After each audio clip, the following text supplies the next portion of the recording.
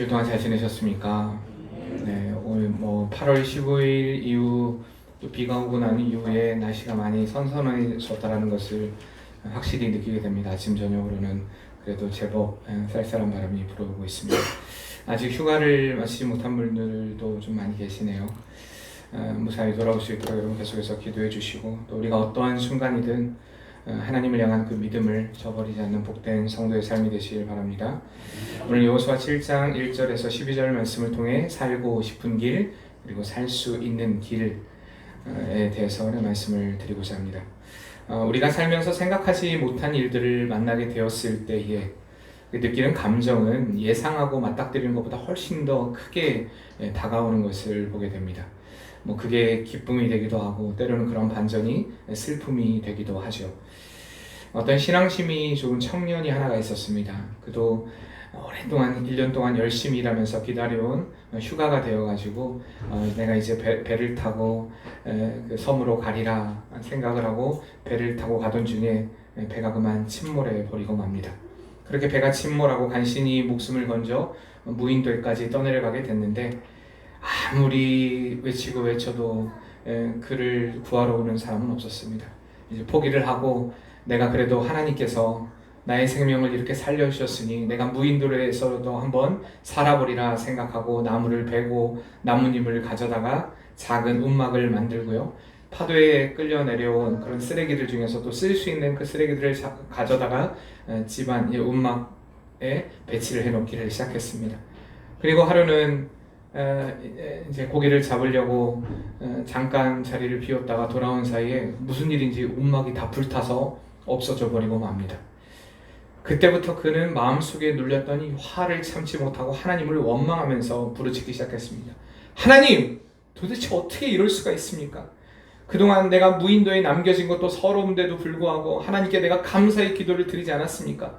그런데 내가 좀 살려고, 이제 좀 살아보려고 움막을 짓고 또 이렇게 살아보려고 노력을 하는데 어떻게 그 움막마저 가져갈 수 있으십니까? 라면서 막 소리내어 통곡을 하면서 울기 시작했습니다. 그런데 저쪽에서 백고동 소리가 들리더래요. 그리고 결국에는 그는 그곳에서 탈출할 수가 있었습니다. 선장을 보면서 어떻게 제가 이곳에 있는 줄 알고 저를 구하러 오셨습니까? 라고 얘기하니까, 아니 당신이 구해달라고 불을 피웠지 않느냐고, 나는 그 불을 보고 왔노라고 이렇게 이야기를 했다고 합니다. 때는 우리의 삶에 이해가 되지 않는, 도무지 용납이 되지 않는 그런 상황 가운데 왜 하나님은 나에게만 이런 시련을 주실까? 왜 하나님은 나에게 이런 어려움을 주실까라는 그런 의문이 들 때가 있습니다. 그러나 이 순간 우리가 기억해야 할 사실은 하나님은 끝까지 우리를 책임지신다는 사실입니다. 하나님은 우리를 죽이기 위해서가 아니라, 나를 죽이기 위해서가 아니라 나를 살리기 위해서 때로는 그런 시련을, 때로는 어려움을 허락하신다는 사실을 잊지 마시길 바랍니다. 저는 성경의 역사를 한마디로 정의하라고 하면 반전의 역사라고 말하고 싶습니다. 성경의 수많은 반전의 이야기들, 죽음을 선택했더니 생명을 얻게 되었고, 내 소유를 포기했더니 더 많은 이룰 수 없는 채우심을 경험하게 되었고, 또 절망의 끝에서 인도하시는 하나님의 반전의 그 손길을 맛보고 누리는 그러한 역사들이 정말 가득 기록되어 있는 것이 바로 성경의 역사입니다. 그런데 어떤 이들은 이런 하나님의 반전의 역사가 이렇듯 은혜가 되고 그들에게 기적이 되고 그들에게 또한 기쁨이 되기도 하지만, 때로는 그들의 삶 가운데 하나님의 뜻대로 살지 못함으로 인하여서 그들이 승승장구하던 삶이 하루아침에 무너지는 그런 또한 비참함을 경험하게 하는, 또한 그 결과 죽음을 맞이하는 경우도 우리가 성경을 통해 보게 됩니다. 이스라엘 백성들은요, 하나님의 그 역사에 늘 주역으로 서 있었습니다. 하나님의 약속인 백성인 이스라엘이 하나님을 바라보고 의지할 때는 그들의 삶에는 은혜로 넘쳤습니다. 늘 승리의 반전, 승리의 기쁨이 그들에게 있었습니다. 그러나 그들이 하나님을 버리고 배신할 때는 아무리 그들의 삶이 승승장구해 보이는 것 같아도 하루아침에 또한 승리로 끝날 것 같은 아주 작은 일에도 그들의 삶이 실패로 끝나는 것을 우리가 성경을 통해 보게 됩니다. 바로 이것이 여호수아에 기록된 여리고성의 싸움과 그리고 아이성의 싸움입니다. 먼저 6장에 등장하는 이 여리고성의 전쟁, 우리가 너무나 잘 알고 있는 전쟁입니다. 그런데 사실 여리고성의 전쟁은 전쟁이라고 할 수 없을 만큼 정말 철저한 하나님의 진멸이 있는, 하나님의 그 손길이, 하나님이 무조건적인 승리를 허락하신 사건이었습니다. 이제 가나안으로 진격하기 위해 이 첫 번째 관문인 여리고성을 통과해야 되는데 하나님께서는 이들에게 얼마나 내 말에 너희가 순종하기를 원하느냐, 하나님이 그들에게 이것을 요구하신 것입니다. 그동안 이 광야 40년의 세월 가운데 하나님은 그들을 인도하셨습니다. 우리가 잘 알듯이 낮에는 구름 기둥으로, 밤에는 불 기둥으로 하나님께서 때에 따라 그들에게 만나와 메추라기를 먹여주시고요, 물을 내시기도 하시고 그들을 늘 인도하셨습니다. 40년 동안 인도하시면서 너희가 내 말에 순종해라. 옛 구습을 벗어버리고 옛 우상을 벗어버리고 이제는 나만을, 여호와 내 하나님만을 섬겨라 라고 그들에게 가르쳐 주셨습니다. 그럼에도 불구하고 그들은 온전히 하나님의 그 뜻 안에 순종하지 못함으로 인해서 이제 그 1세대들은 다 죽게 되었습니다. 이제 새로 시작된 그 2세대들에게 또 하나님은 이 여리고 전쟁을 통하여서 너희가 내 말에 순종할 때에 볼 수 있는 그 기적, 내가 그것을 보여주겠다. 이게 바로 여리고성의 전쟁이었습니다. 그들을 순종하기 위해서 하나님은 훈련하시고 그 여리고성의 전쟁을 허락하신 것입니다. 우리가 6장의 말씀에 보듯이 그들에게 있어서 전쟁을 위한 준비는 아무것도 없었습니다. 그저 하루에 한 바퀴씩, 마지막 날에는 7바퀴를 돌아라. 이게 바로 하나님의 명령이었습니다. 자신의 힘과 노력으로 치른 전쟁이 아니라 오직 여호와의 힘과 능력으로 치르는 전쟁, 우리가 성전이라고 하죠. 거룩한 전쟁, 바로 여호와의 전쟁을 경험하게 하신 것입니다. 우리가 잘 알듯 이렇게 하나님께 순종함으로 인하여서 그들은 여리고 전쟁에서 놀라운 기적, 놀라운 반전의 사건을 맞이하게 됩니다. 군인들에게 있어서 총과 칼은 필수입니다. 그렇지 않습니까? 총을 들고, 물론 그 당시에는 총이 없었죠. 칼과 창을 들었겠죠. 그들은 어쩌면 전쟁을 위한 삶을 한 번도 살아보지 않았기 때문에 농기구를 들었을 수도 있습니다. 어쨌든 그들의 가진 최소한의 무기조차 갖지 않은 상태에서, 군인으로서 갖춰야 될 최소한의 무기조차 가지고 있지 않은 상태에서도 하나님은 그 전쟁을 승리로 이끌어 가신 것입니다. 얼마나 놀라운 반전이고 얼마나 놀라운 기적입니까? 이렇듯 우리가 하나님을 철저히 의지하고 순종할 때 하나님은 반드시 우리의 삶에 승리를 허락하신다는 사실입니다. 아무리 인간의 전략이 우세한 것 같지만 하나님이 함께하지 않으면 그것은 실패할 수밖에 없습니다. 그러나 하나님이 함께할 때에 반드시 승리를 경험하게 된다는 사실입니다. 이 승리로 인해서 이스라엘 백성들은 기쁨이 고조되었습니다. 얼마나 감격스럽겠습니까? 한번 생각해 보세요. 7바퀴를 돌고 나니, 그리고 그들을 향해 소리를 지를 때에, 나팔을 불 때에 여리고성이, 그렇게 경고하던 여리고성이 다 무너졌다. 이거 얼마나 큰 기적입니까? 얼마나 큰 사건입니까? 이렇게 여리고성의 전쟁을 승리로 치른 그들은 또 다른 전쟁, 바로 아이와의 전쟁을 준비하게 됩니다. 이것이 바로 오늘 본문의 7장의 말씀입니다. 아이성은요, 사실 여리고성에 비하면 작고 초라한 성이었습니다. 너무 쉬운 전쟁같이 보였습니다. 그토록 견고한 여리고성도 무너뜨릴 정도라면 아이성은 능히 자신의 힘만으로도 거뜬히 무너뜨릴 수 있다라고 그들은 생각하게 된 것입니다. 사실 여리고성을 무너뜨린 것은 그들의 힘이 아닌, 그들의 능력이 아닌 하나님의 전적인 도우심이었음에도 불구하고 그들은 자기가 그 일을 이룬 것 마냥, 우리가 간혹 그렇습니다. 하나님의 일을 하나님이 하셨음에도 불구하고, 하나님이 단지 나를 그 일의 도구로 사용하셨음에도 불구하고 내가 혹시나 그 일의 주인공이 된 것처럼, 내가 그 일에 어떤 큰 이바지를 한 것처럼 우리가 착각할 때가 많이 있다는 것입니다. 이스라엘 백성들의 마음에 그런 마음이 들었습니다. 너무나 쉬울 것 같은 전쟁, 바로 오늘 본문의 3절에 정탐꾼의 보고만 봐도 알 수 있습니다. 여호수아에게로 돌아와 그에게 이르되 백성을 다 올라가게 하지 말고 2-3천 명만 올라가서 아이를 치게 하소서. 그들은 소수이니 모든 백성을 그리로 보내어 수고롭게 하지 마소서 하므로라고 이야기합니다. 여기서 수고롭게 하지 마소서라는 히브리어의 원뜻은요, 귀찮게 하지 마라, 피곤하게 하지 말자, 너 이거 누워서 떡 먹기 같은 일이다 라는 그런 표현입니다. 정탐꾼이 생각할 때 아이성은, 우리가 여리고성을 무너뜨리는 우리의 전력이라면 아이성 같은 것은 한 2-3천 명만 올라가도 충분히 승리할 수 있는 전쟁이다, 정복할 만한 성이다 라고 그들은 보고했던 것입니다. 바로 이것이 죄악된 인간의 본성입니다. 사람이 낮은 자리에 있을 때는 그 사람의 진가를 절대 알 수가 없습니다. 낮은 자리에 있을 때는. 왜요? 원래 낮은 자리에 있으니까. 사람들이 가진 것 없는 사람들이 나는 가진 것 없습니다, 이건 겸손이 아닙니다. 팩트입니다. 가진 것이 없는 사람이 가진 것 없다고 얘기하는 건 그냥 사실이에요. 자기 인정입니다. 그러나 우리가 어느 정도 위치에 올라갔을 때에 그 사람이 진가를 알 수가 있습니다.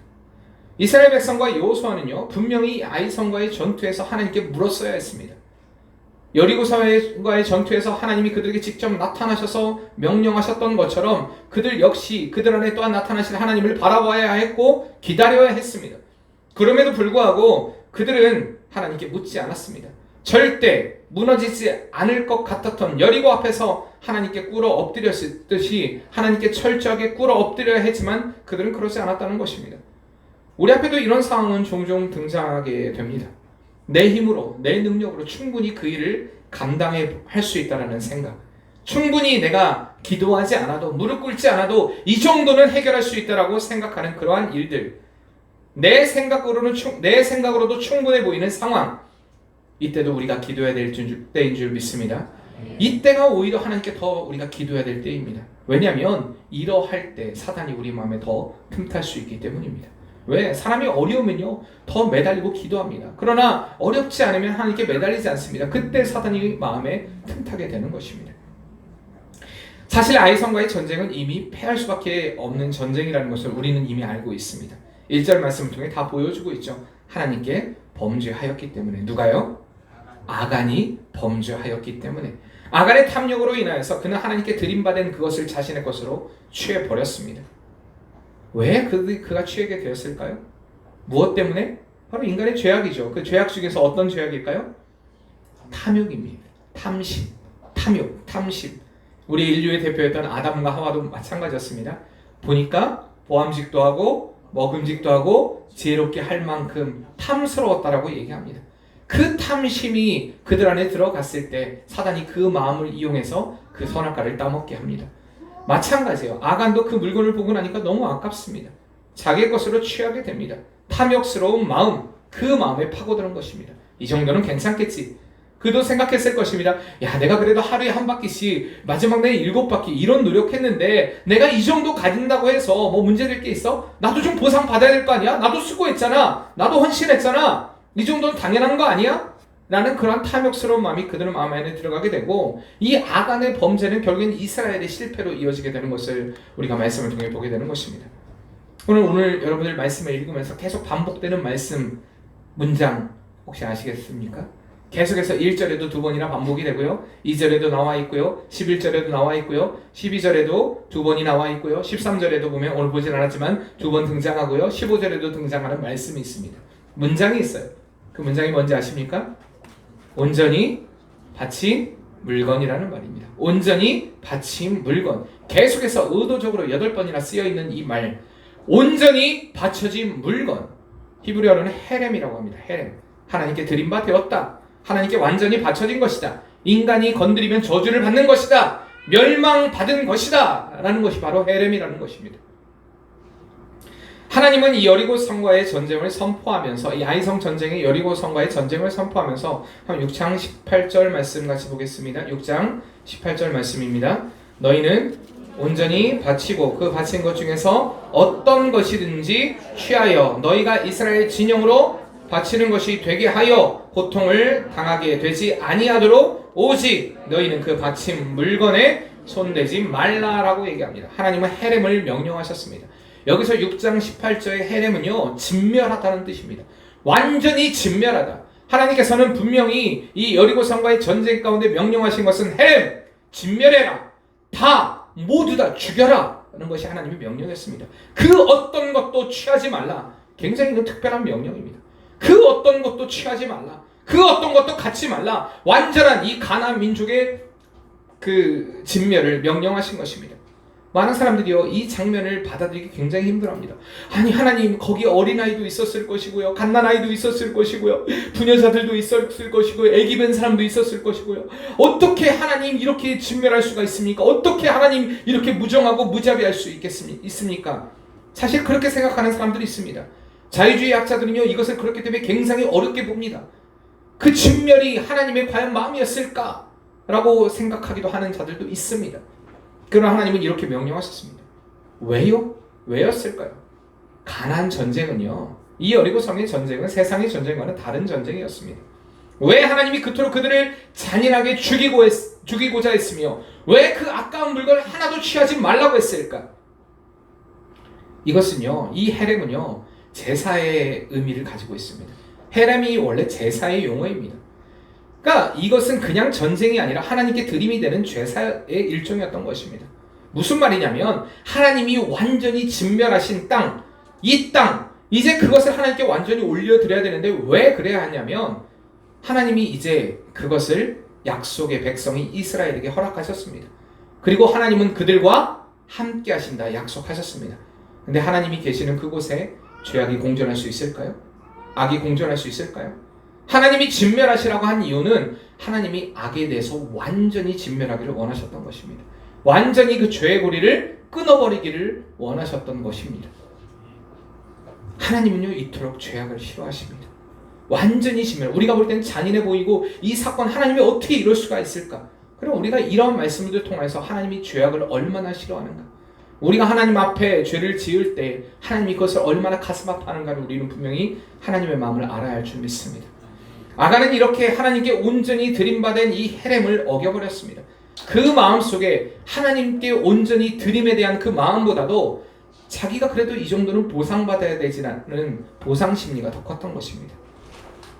우리 안에도 이런 아간과 같은 마음은 다 존재합니다. 보상받고 싶어하는 마음.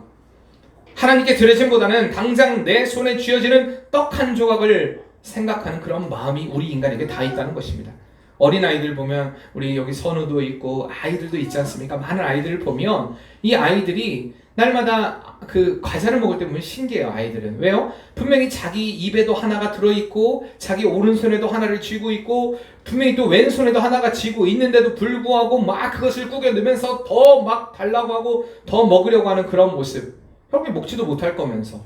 그렇잖아요. 애들이 제가 여태까지 본 아이들 중에 입에 들은 거, 손에 들은 거 그거 다 온전히 먹는 아이들은 잘 보지 못했습니다. 왜요? 일단은 버리고 또다시 줍고 또다시 줍고. 근데요, 이러한 하나님 앞에서 우리가 이런 어린아이 같은 모습으로 혹시나 욕심을 부리고 있지는 않은가를 돌아봐야 한다는 것입니다. 당장 지금 내 손에 쥔 것을 놓지 않으려고 떼쓰려는 그 어린아이 같은 모습 말입니다. 사랑하는 성도님들, 이 시간에 우리가 결단하길 바랍니다. 지금 내 앞에 내려놓아야 할 것이 무엇인가? 그것을 내려놓을 때 우리의 삶을 통한 하나님의 부어주심을 체험하게 될 줄 믿습니다. 요즘 랩하는 친구들은요, 이 라인 맞추는 걸 참 좋아해요. 제가 어제 설교 준비를 하면서도 이걸 한번 제가 랩으로 이렇게 멋지게 하면 얼마나 좋을까? 우리 하준이한테 아빠 좀 이렇게 한번 가르쳐 줘봐. 어떻게 라임을 넣어야 될까라고 얘기하니까 하준이가 10만 원 줄 거예요? 이러더라고요. 오늘 한번 해봐. 그랬더니 그럼 30만 원? 이러더라고요. 얘가 무슨 30만 원을 요구하더라고요. 그래서 제가 하기로 했습니다. 자, 아이성, 아간, 그리고 그가 묻힌 곳이 어디냐면 아골 골짜기입니다. 아이라는 뜻은요, 페어 무더기 이런 뜻입니다. 아이, 페어 무더기. 근데 아간이라는 뜻은요, 괴롭히는 자, 근심, 두통거리 이런 뜻을 가지고 있습니다. 그리고 아골이라는 히브리의 뜻은요, 근심, 괴로움, 소란이라는 뜻을 가지고 있습니다. 이게 보면요, 폐허 같은 아이성을 정복하려고 했지만 근심 두통거린 아간으로 인하여서 괴로움의 근심의 아골을 경험하게 됐다는 것입니다. 어떻게 보면은 이 언어 플레이, 말장난 같이 보이지만 사실 이게 굉장히 저는 읽으면서 되게 재밌었습니다. 폐허 같은 아이성. 제가 이걸 랩으로 못해서 여기다 적어놓긴 했습니다. 이것이 바로 죄인된 우리의 모습 이해하고 적어놓긴 했어요. 잘 못하겠어요. 폐허 같은 아이성, 근심 두통거리인 아간, 괴로움과 근심의 아골. 우리가 또 그렇습니다. 하나님의 말씀대로 살지 못하는 자들에게는요, 아골을 경험할 수밖에 없습니다. 아간이 이렇게 범죄한 가장 큰 이유는요, 첫째로 전쟁의 주도권자가 하나님이라는 것을 잊어버렸기 때문입니다. 가나안 정복 전쟁의 주도권자는 여호와 하나님이셨습니다. 이 전쟁에서 이스라엘 백성들이 보여야 될 반응이 무엇이었다고요? 전적인 순종. 하나님 말씀에 대한 철저한 순종이었습니다. 그러나 아간은 그 하나님을 잊어버린 것입니다. 가나안 첫 성인 여리고 성에서 승리하게 되고, 그리고 그 승리에 도취된 이스라엘 백성. 사실 아간은요, 제2세대의 리더였습니다. 아간이 어떤 사람이냐? 이 이스라엘 민족의 12지파 중에 가장 중심이 되는 지파인 유다 지파 소속이었습니다. 그 유다 지파 중에서도 명문에 속하는 세라 자손이었습니다. 굉장히 유능한 사람이었어요. 그리고 그는 정치적인 리더였습니다. 분명히 여호수아의 그 지도하에 휘하 아래 그 백성들을, 유다 백성들을 인도하는 그 책임 있는 지도자의 위치에 있었던 것입니다. 그러나 그가 여리고성의 전쟁이 이후에 하나님께 감사하기보다는 자신이 이 전쟁을 치른 것에 대해서 더 받기를 원하는 그런 보상 심리가 있었다는 것입니다. 그가 훔친 것이 그렇게 사실 크지 않습니다. 시날산의 아름다운 외투 한 벌, 금, 은 200세겔, 금 50세겔이었습니다. 뭐 이것을 환산하고자 하면 별로 그렇게 큰 돈 아닙니다. 뭐 한 1억은 조금 넘을까요? 1억 정도? 어떻게 보면 뭐 클 수도 있지만 사실 그렇게 큰 것도 아니었습니다. 하나님께서 더 많은 것을 충분히 보상해 줄 만한, 하나님은 그런 능력의 하나님이셨는데도 불구하고 아간은 지금 눈앞에 보이는 그것을, 그리고 사실 그것을 훔쳤지만 나는 이 정도는 받을 만하다고 생각했지만 그는 사실 그것을 숨겨놓고 있었습니다. 우리 안에도 이런 함정은 늘 도사리고 있다는 것입니다. 삶의 목적이 하나님이 되지 않을 때에 우리가 하나님께 드리는, 우리의 사람의 제일 되는 목적인 하나님을 영화롭게 하는 것과 영원토록 그를 즐거워하는 것, 하나님께 영광을 돌리고 하나님으로 인하여서 즐거움을 얻는 삶을 잊어버린 사람들에게는요, 늘 내가 받는 보상에 대해서 첫 번째로 생각합니다. 내가 어떻게 하면 더 많은 보상을 받을 수 있을까? 내가 어떻게 하면 더 많은 것을 누릴 수 있을까에 대한 그런 보상심리, 이것이 바로 우리에게 찾아오는 유혹입니다. 그러나 아간은 이렇게 가져도 생각하는 물건에 대해서 앞서 얘기했듯이 떳떳하지 못했습니다. 아무한테도 말하지 못하고 그것을 장막에 감추었던 것입니다. 여러분, 우리 안에 혹시나 이러한 숨김의 마음이 있지 않은지요? 하나님을 인정하지 않고, 말로는 겉으로는 인정하는 것도 보이지만 실제적으로 마음속에서는 하나님을 인정하지 않고, 하나님이 주권자 되심을, 하나님이 일하셨음에 대해서 인정하지 않고 나를 드러내려는 교만 말입니다. 그리고 두 번째는 아간은요, 이 모든 일에 대해서 하나님이 알고 있으라는 생각을 하지 못했다는 것입니다. 우리가 살면서 너무 많은 순간 하나님이 우리의 삶에, 우리의 중심의 모든 것을 알고 계신다는 것을 너무나 우리는 자주 잊어버립니다. 그래서 우리는 하나님의 목적과 방법대로 살지 않으려고 하고 자신의 목적 그리고 자신의 방법대로 살려고 하는, 그러므로 인해서 결국에는 이 아이성과 같은 패배를 경험하는 그런 어리석은 인생을 살고 있는 것이 바로 우리의 인생이기도 합니다. 오늘 여호수아 이 본문의 말씀 보면 5절 말씀에 보면 참 여호수아의 재미있는 표현이 나옵니다. 5절 말씀 같이 한번 읽어보겠습니다. 아이 사람이 그들을 36명쯤 쳐 죽이고 성문 앞에서 스바림까지 쫓아가 내려가는 비탈에서 쳤으므로 백성의 마음이 녹아 물같이 된지라. 혹시 여러분들 이 표현이 어디에서 나오는지 아십니까? 똑같은 표현이 여호수아 2장 11절 말씀에 등장합니다. 여호수아 2장 11절 말씀에 보면 같이 읽겠습니다. 우리가 듣자 곧 마음이 녹았고 너희로 말미암아 사람이 정신을 잃었나니 너희의 하나님 여호와는 위로는 하늘에서도 아래로는 땅에서도 하나님이시라. 누구의 고백입니까? 라합의 고백입니다. 이게 무슨 말입니까? 이 여리고 성의 사람들이 하나님에 대한 이야기를 들었을 때, 이스라엘 백성들에게 역사하신 그 하나님의 손길을 보았을 때에 그들의 마음이 녹아내렸다는 것입니다. 근데 이게 역전이 되었습니다. 어떻게 역전이 됩니까? 이제는 그 아이성 사람들의 그 기세 등등한 그 모습에 이스라엘 백성들의 마음이 녹아져 내렸다는 것입니다. 다시 역전을 당하게 됩니다. 여리고에서 하나님의 그 역전의 승리를 맛보았던 이스라엘 백성들이 이제는 불순종함으로 정말로 고통의 또한 역전의 상황을 맞이하게 되는 것입니다. 이 가나안 백성들이 이스라엘 백성들을 향해 그들을 바라볼 때 그들에게 느꼈던 그 두려움과 똑같이 분위기가 완전히 역전되어 이제는 이스라엘 백성들이 이 가나안 족속으로 인해서 두려움을 느끼게 되었다는 것입니다. 우리의 상황은, 감정은 한순간 이렇게 또한 역전될 수 있습니다. 하나님이 원하시는, 하나님이 기뻐하시는 그 길을 선택하지 않고 내가 살고 싶은 길, 내가 원하는 길을 선택했을 때 그 결과는 비참함이라는 사실을 우리는 기억해야 할 줄 믿습니다.